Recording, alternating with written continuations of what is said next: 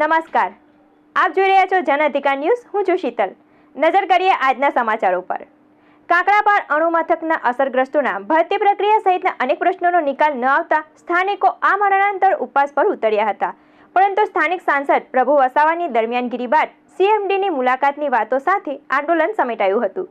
ત્યારબાદ દિલ્હી ખાતે જે તે મંત્રીની મુલાકાત બાદ CMD સાથેની મુલાકાત માટેના પ્રયત્નોને વેગ મળ્યો હોવાનું જાણવા મળ્યું છે.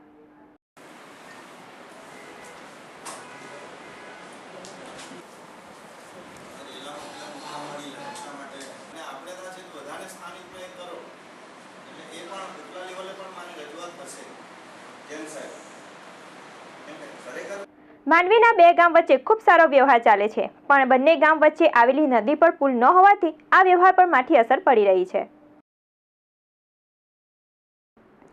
માંડવી તાલુકાના જૂના માલદા તથા જુનવાણ ગામ વચ્ચે વહેદ નદી પસાર થાય છે અને નદીના બંને કિનારે આ બંને ગામોની આમને સામને જમીનો આવેલી છે, જેથી બંને ગામના રહીશોએ ફરજિયાત નદી પાર કરીને ખેતીવાડીએ જવું પડે છે. પરંતુ મોટી મુશ્કેલી નદી પર આજ દિન સુધી પુલનું નિર્માણ થયું નથી. વારંવારની રજૂઆતો પછી નદી વચ્ચે થોડા વિસ્તારમાં નાળા નાખીને લોકો મોટા જોખમ સાથે નદી પાર કરતા હોય છે. ઘણીવાર પાણીના ધસમસતા પ્રવાહમાં લપસી જવાની ઘટનાઓ પણ બની છે. નસીબ જોકે કોઈ મોટી જાનહાનિ નોંધાઈ નથી. જૂના માલદા જુનવાણ ગામ વચ્ચેની નદી પર પુલ જેવા કાયમી ઉકેલના અભાવે લોકો માટે વારંવાર મહા મુસીબત ઊભી થતી હોય છે. ચોમાસા દરમિયાન કેટલાય દિવસો સુધી બંને ગામના લોકો જાણે સંપર્ક વિહોણા બની જાય છે, તો વળી શાળા કોલેજ તથા નાના ભૂલકાઓ સહિત સૌ જાનના જોખમે નદી પાર કરતા હોય છે. રોજિંદા કામ માટે સ્થાનિક લોકોએ દરરોજ જોખમી સ્થળેથી પસાર થવું પડે છે.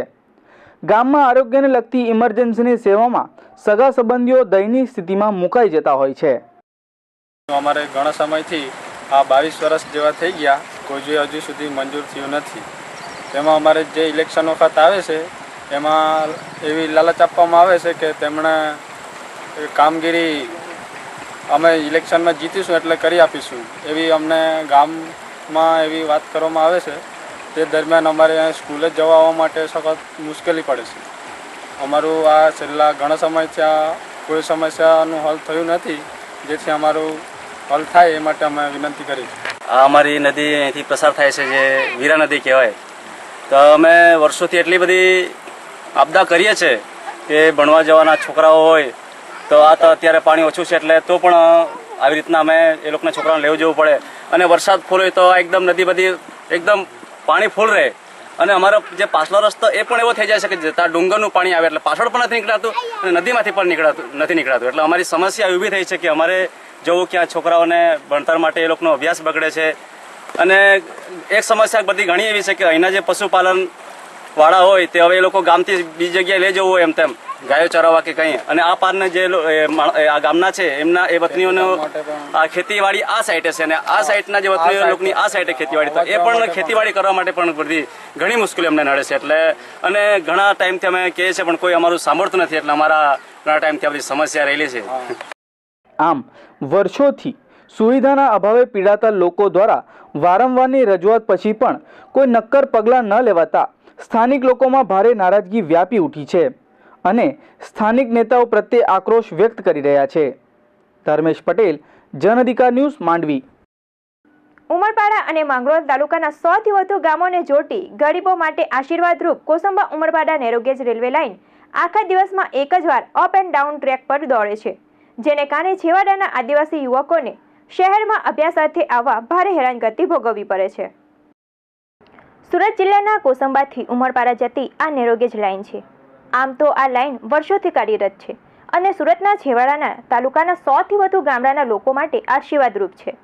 પણ દુઃખની વાત એ છે કે જ્યાં બુલેટ ટ્રેનની વાત કરાય છે ત્યાં આવી નેરોગેજ લાઇનને બ્રોડગેજ કરવાની વાત નથી કરાતી. કોસંબાથી જ્યારે આ ટ્રેન નીકળે છે ત્યારે છેક ઉમરપાડા સુધી આ ટ્રેનની સ્પીડ પ્રતિ કલાક 15 કિલોમીટરની છે, એટલે કે ઉમરપાડા જવા કલાકો ટ્રેનમાં જ જાય છે. ખાસ કરીને આ ટ્રેનની સ્પીડ અને નિયમિત સતત દોડાવવામાં આવે તો ચોક્કસ છેવાડાના લોકો શહેર સાથે જોડાઈ શકે છે. આથી સ્થાનિકો નેરોગેજને બ્રોડગેજમાં રૂપાંતર કરવા માંગ કરી રહ્યા છે. કોસંબા ઉમરપાડા નેરોગેજ ને રેલવેને બ્રોડગેજમાં ફેરવવા માટે આ વિસ્તારના લોકોની પ્રબળ માગણી છે, પરંતુ આ માગણી સંતોષાતી નથી. આ ટ્રેન ખૂબ જ ઉપયોગી છે. માત્ર 10 રૂપિયાની અંદર કોસંબા જઈ શકે છે કોઈ પણ પેસેન્જર, જ્યારે બીજું એનું ભાડું કોસંબાથી લગભગ 50 રૂપિયા થાય છે. ખૂબ જ ઉપયોગી આ ટ્રેન ને બ્રોડગેજ લાઇન એને બ્રોડગેજમાં ફેરવવામાં આવે, ઉપરાંત એના જે સ્ટેશનો છે એનું સમારકામ કરવામાં આવે. આવી બધી ને એને નંદરબાર સુધી જો જોડવામાં આવે તો આ વિસ્તારની કાયાપલટ થઈ જાય તેમ છે.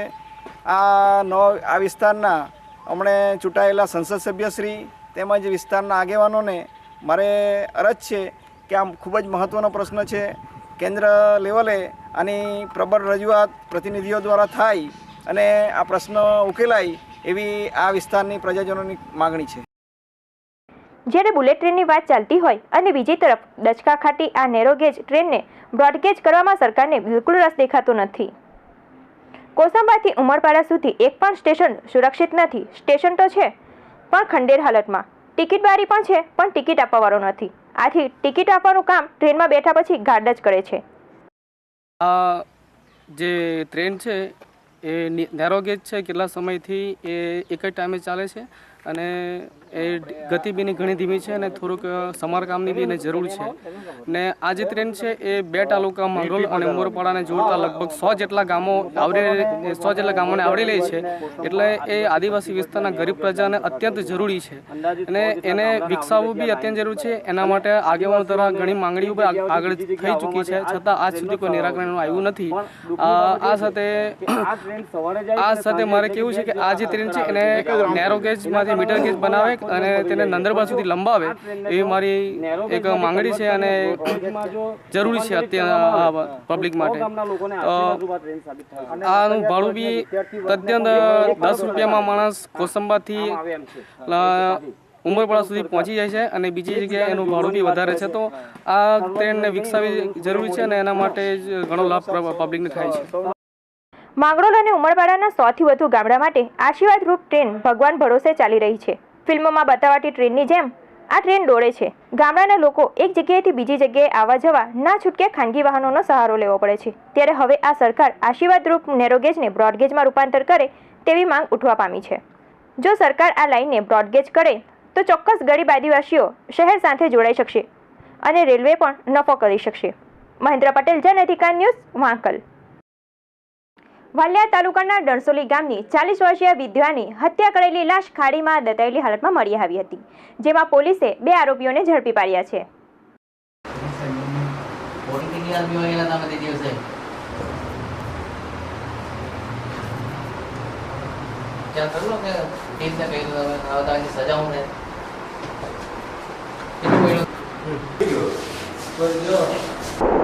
ગતરોજ વાલિયા પોલીસ સ્ટેશન ખાતે ગુનો દાખલ કરવામાં આવેલ, જે ખૂનના ગુનામાં મરણ જનાર પાર્વતીનો ખૂન કરનાર 2 આરોપીઓ, જેનું નામ છે અજય રમેશ વસાવ ઉંમર વર્ષ 19 અને પિન્ટુ ઢોલુ વસાવ ઉંમર વર્ષ 22, જેઓ આપણે ગઈકાલે 11 એ લોકોને એરેસ્ટ કરવામાં આવે છે. ખરેખર આ બનાવ પૂછતાછ કરતાં જાણવા મળે કે આ બંને આરોપીઓ દારૂ આપણે ચડેલા હતા અને આ ઓરત સાથે અનૈતિક સંબંધ ઘર વધારવા માગતા હતા. અગાઉ પણ એમની જોડે સંબંધ હતો, પણ એ લોકો વધારે હેરાન થઈ ગઈ હતી, જેથી એ औरતે સરપંચને કહી દેવાને એણે કીધું કે હવે વધારે થઈ ગયું છે, મારે સરપંચને કહેવું પડશે. તેથી આ લોકોનો ભાંડો ફૂટી જશે એ ગભરાઈ જઈ આ औरતને પરમ દિવસે રાતે દાંટાડાના ગાડી ઉપરા છાપરી ગળા પર 5 થી 7 ઘા મારીને ખૂન કરેલ છે, જે આરોપીને અમે એરેસ્ટ કરેલ છે. ગઈકાલે ઓલપાડ તાલુકાના ટકારમા ગામે વીજળી ત્રાટકવાની ઘટના પ્રકાશમાં આવી હતી, જેમાં 2 ઘરના પતરા ઉડી ગયા હતા. પતરા લોખંડની એંગલ સાથે 200 ફૂટ દૂર આવેલ મંદરીમાં જઈ પડ્યા હતા, જેને લઈને આ પરિવારજનોને હજારો રૂપિયાનું નુકસાન હોવાનું જણાયું છે.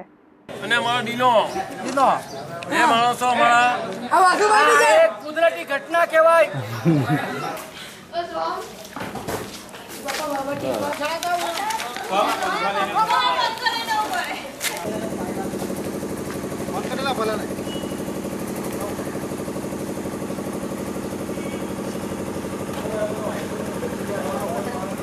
હા, આજરોજ સાંજના 3:45 વાગે આ ઓચિંતા વરસાદની શરૂઆત થઈ ગઈ અને વરસાદની શરૂઆત થયા પછી પહેલાં વિસ્ફોટ જેવો કડાકા અવાજ આવ્યો અને એની સાથે મારી બાજુના ઘરના પતરા એંગલ સાથે ઉડી ગયા અને એ બધો જ માછરો મારા ઘર ઉપર પડ્યો અને સિમેન્ટના પતરા લગભગ 12 થી 15 બધા ભૂકો થઈ ગયા અને ત્યાર પછી બધું એ નીચે આવ્યું. અમે માંડ બચી ગયા અને ત્યાર પછી પણ વરસાદ ભારે ચાલુ થઈ ગયો. પવનના સુસવાટા પણ એકદમ જોરમાં ચાલુ થઈ ગયા અને ત્યાર પછી જે પવન સાથે માછરો ઉંચકાયો એ લગભગ 200 થી 250 ફૂટ દૂર ફેંકાયો એંગલ સાથે. હાલમાં 3-3:30 વાગે જે અહીંયા વાવાઝોડું ને સાથે વરસાદ પડતો હતો તે દરમિયાન 3:30 વાગે વીજ પડવાથી બાજુમાં બેંક છે, સિન્ડિકેટ બેંક, એની ઉપરની છતના પતરા આશરે 150 થી 200 ફૂટ ઉડી ગયા છે અને ત્યારબાદ બાજુના ઘરમાં બાજુનું બેંકની બાજુમાં ઘર જે છે જે ચંદુભાઈ રણછોડભાઈ પટેલ એમના ઘરના બી 20 પતરાનું નુકસાન થયું છે અને ઘરની અંદર જે પડવાથી આજુબાજુના પ્લોટોની અંદર પતરા ગયા છે અને અહીંયાથી 200 ફૂટ તાકરમાં દેડી છે એની અંદર સીધા એના ગ્રાઉન્ડની અંદર પતરા ગયા છે એંગલ સાથે ને કોઈ આમ જાનહાનિ તો થઈ નથી પણ આ મકાનની ભારે નુકસાની હોવાથી આ જાણ થતાં અમે મીડિયાને જાણ કરવામાં આવી છે. નજીક આવી ગયો છે દશેરાનો દિવસ, જેને લઈને ચાલી રહી છે વિજયાદશમીની તડામાર તૈયારીઓ અને અસત્ય પર સત્યના વિજય સ્વરૂપ રાવણ દહન માટેની પણ તૈયારીઓ જોરશોરથી ચાલી રહી છે. ત્યારે અંકલેશ્વર ONGC ખાતે પણ અપાઈ રહ્યો છે રાવણ, કુંભકર્ણ અને મેઘનાથના પુતળાઓને આખરીઓ.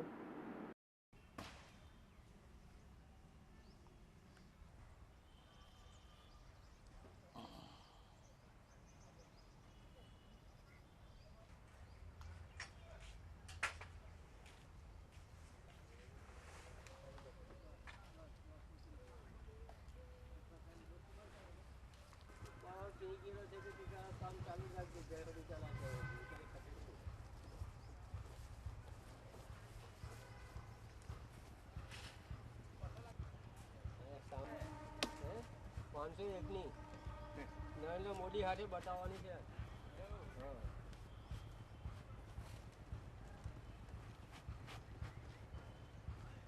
માં અંબાનું 7મું સ્વરૂપ એટલે માં કાલરાત્રિ. દુર્ગા પૂજાના 7મા દિવસે તેમના આ સ્વરૂપની આરાધના કરવામાં આવે છે. ત્યારે ચાલો આપણે પણ કરીએ માં કાલરાત્રિની આરાધના.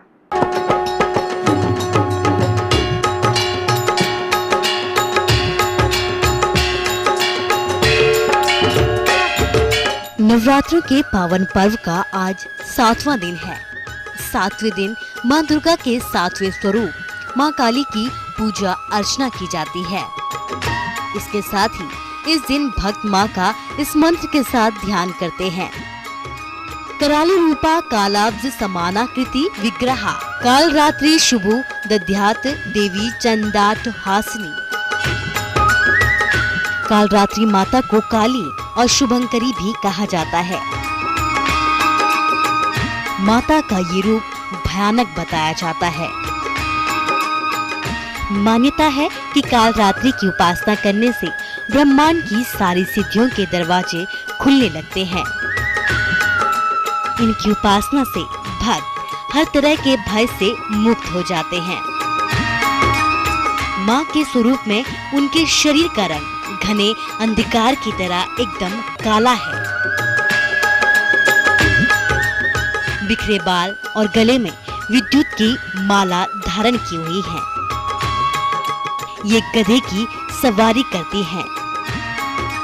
माता के एक हाथ में कटा हुआ सिर है. मां काली की 3 आंखें हैं जो ब्रह्मांड की तरह गोल हैं. भयानक स्वरूप के साथ मां की सांसें भी आग को उगलने वाली बताई जाती हैं. इनके हाथों की मुद्राएं भक्तों को संदेश देती हैं. ऊपर उठे हुए दाहिने हाथ की वर मुद्रा भक्तों को वर देती है. दाईं तरफ का नीचे वाला हाथ अभय मुद्रा यानी भक्तों को हमेशा निडर और निर्भय बने रहने का संदेश देता है. बाईं तरफ के ऊपर वाले हाथ में खड़ग और नीचे वाले हाथ में कांटा है. कहता है भगवान विष्णु जब सो रहे थे तब उनके कान की मैल से 2 भयंकर असुर मधु और कैटब उत्पन्न हुए. ये दोनों असुर ब्रह्मा जी को मारना चाहते थे। ब्रह्मा जी ने भगवान विष्णु की योग निद्रा का कालरात्रि मोहरात्रि के रूप में ध्यान किया। ब्रह्मा जी की वंदना से देवी कालरात्रि ने भगवान विष्णु को निद्रा से जगाया। भगवान विष्णु ने मधुकैटभ का वध करके ब्रह्मा जी की रक्षा की। इसलिए कालरात्रि माता को भगवान विष्णु की योग निद्रा भी कहा जाता है। श्रद्धा है कि देवी कालरात्रि की सच्चे दिल से भक्ति करने वाले भक्तों के लिए माता संसार के सब सुख सुलभ कर देती है और उन्हें मोक्ष की प्राप्ति होती है। माँ कालरात्रि को हमारा बारंबार प्रणाम है।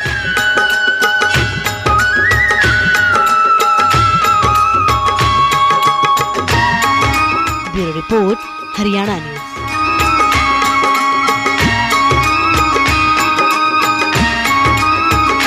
ઉર્દુના પ્રસિદ્ધ શાયર અને ગીતકાર મજરૂહ સુલતાનપુરીનો આજે જન્મદિવસ છે। કરીએ તેમના કરિયર પર એક નજર। मैं अकेला ही चला था जानिब ए मंजिल मगर लोग साथ आते गए और कारवां बनता गया। यूं तो हमने लाख हंसी देखे हैं तुम सा नहीं देखा।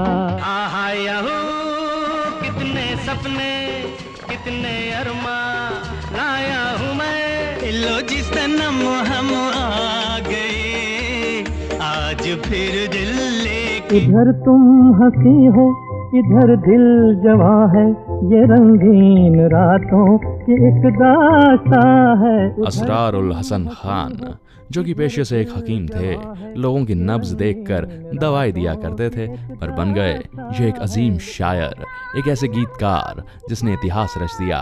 इन्हें हम मजरूह सुल्तानपुरी के नाम से जानते हैं।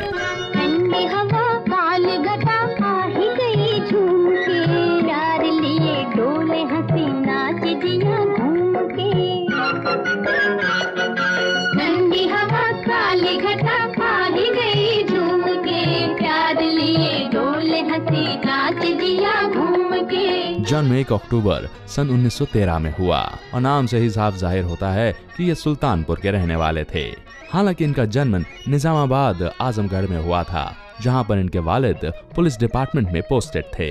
ये बात भी मशहूर रही कि इनके वालिद नहीं चाहते थे कि ये इंग्लिश मीडियम में पढ़ें, लिहाजा इन्हें एक मदरसे में दाखिला दिला दिया गया और यहाँ पर इन्होंने अरबी और फारसी जैसी भाषाओं में महारत हासिल की। मोहब्बत से देखा खफा हो गए हैं हंसी आजकल के खुदा हो गए हैं। मोहब्बत से देखा खफा हो गए हैं। उसके बाद ये लखनऊ के तकमील उत्तिब कॉलेज में यूनानी दवाओं की ट्रेनिंग लेने लगे और बाद में एक हकीम बनकर ये सामने आए। इरादे साफ थे कि लोगों का इलाज किया जाएगा और ये हकीम साहब के नाम से मशहूर हो जाएंगे, पर कोई ये नहीं जानता था कि आने वाले वक्त में एक ऐसी करवट आएगी जो असरारुल हसन खान को मजरूह सुल्तानपुरी नाम का एक अजीम शायर बना देगी। चला जाता हूँ किसी की धुन में धड़कते दिल के तराने लिए, मिलन की मस्ती भरी आंखों में हजारों सपने सुहाने लिए। एक किस्सा यह भी मशहूर है कि जब मजरूह सुल्तानपुरी बतौर हकीम काम कर रहे थे, तब इन्हें एक तहसीलदार की बेटी से प्यार हो गया था, पर उस तहसीलदार को इस इश्क पर खासा एतराज था और इस हकीम को वो जगह छोड़नी पड़ी थी। सर पर टोपी लाल, हाथ में रेशम का रुमाल, हो तेरा क्या कहना। ओए गोरे गोरे गाल गाल पे उलझे उलझे बाल, हो तेरा क्या कहना। बतौर हकीम ये अपना काम सही से जमा नहीं पा रहे थे और साथ साथ चल रहा था इनका गजलों का शौक। और एक शाम सुल्तानपुर में एक मुशायरे में इन्होंने अपनी गजल पढ़ी। उस गजल का ऐसा असर हुआ कि सभी मजरूह सुल्तानपुरी के दीवाने हो गए और मान बैठे कि एक नया शायर आ गया है।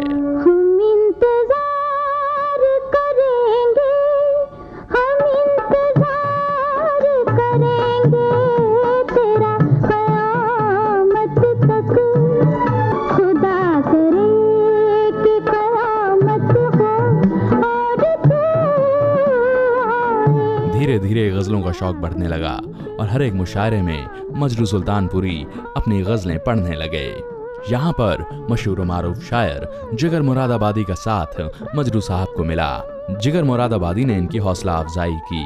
बात यहाँ तक पहुँची कि इन्होंने सोचा क्यों ना बम्बई चला जाए। है दिल है मुश्किल जीना यहाँ, जरा हट के जरा बच के, ये है बम्बे मेरी जान।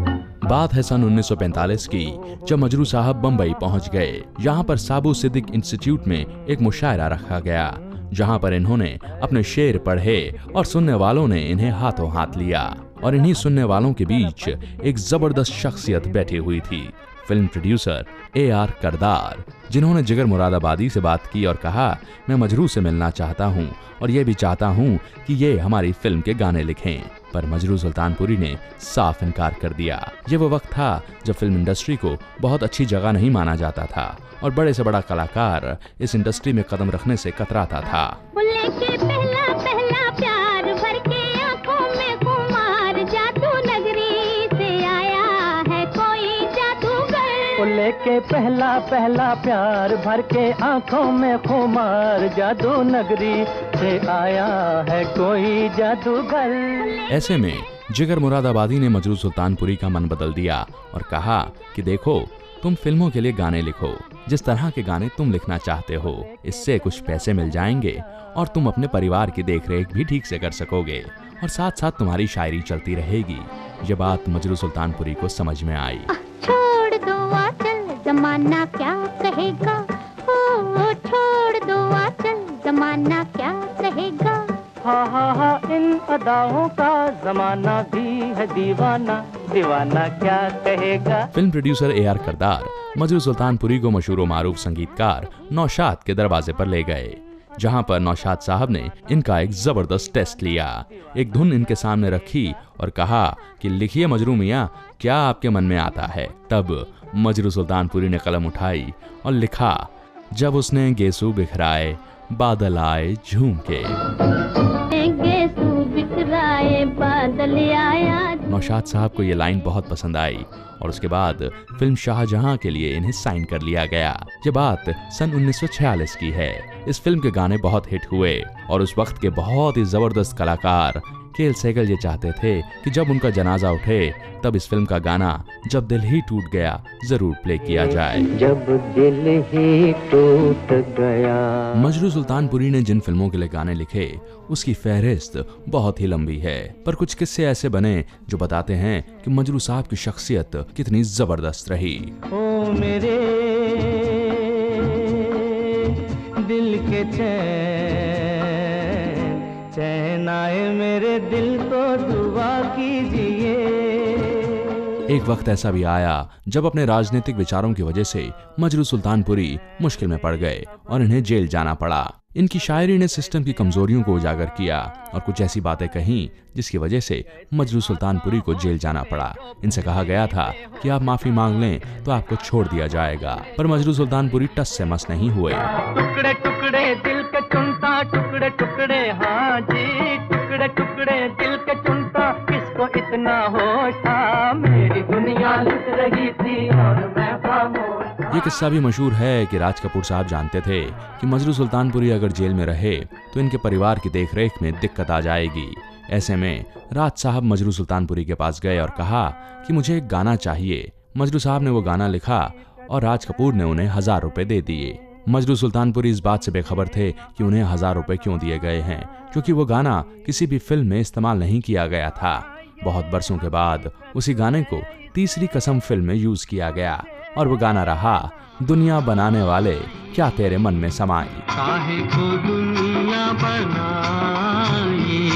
तकरीबन सभी म्यूजिक डायरेक्टर्स के साथ मजरू सुल्तानपुरी की जोड़ी खूब जमी, चाहे वो नौशाद साहब रहे या फिर SD बर्मन या लक्ष्मीकांत प्यारेलाल, और RD बर्मन की तीसरी मंजिल को कौन भूल सकता है। ओ हसीना जुल्फों वाले जाने जहां। Majrooh Sultanpuri black and white फिल्मों से लेकर कलर्ड फिल्मों तक एक से बढ़कर एक गाने लिखते गए। म्यूजिक डायरेक्टर्स का अंदाज बदलता गया, हीरो बदलते गए, पर मजरू साहब की कलम वक्त के साथ आगे ही बढ़ती रही।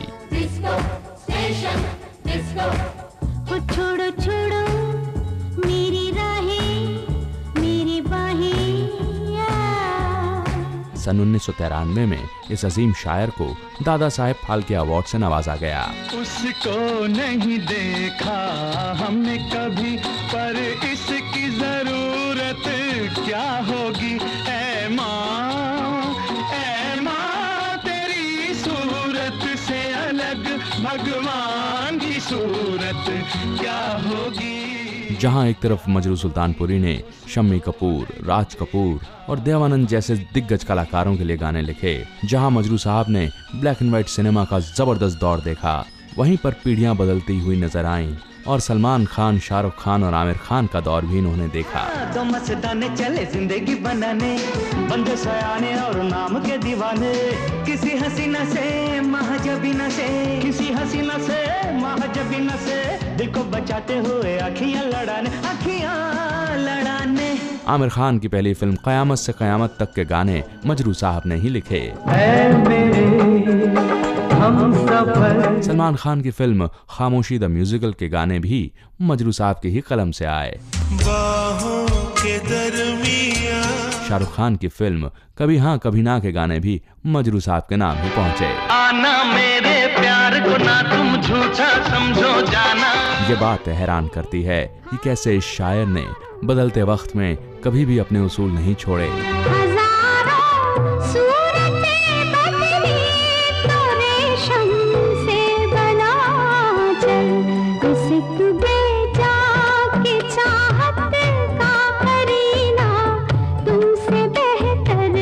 सन 2000 में 87 साल की उम्र में मजरू सुल्तानपुरी को निमोनिया का एक जबरदस्त दौरा पड़ा और 24 मई सन 2000 मजरू साहब ने आखिरी सांसें ली।